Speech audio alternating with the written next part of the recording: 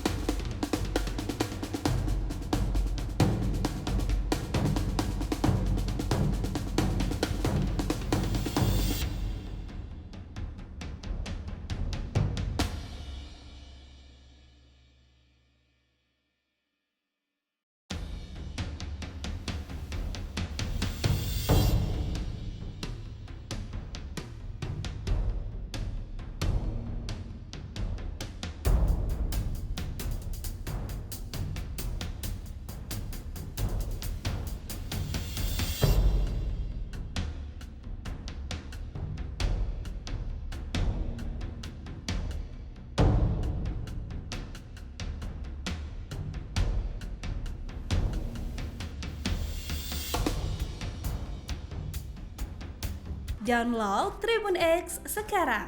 Menghadirkan lokal menjadi Indonesia.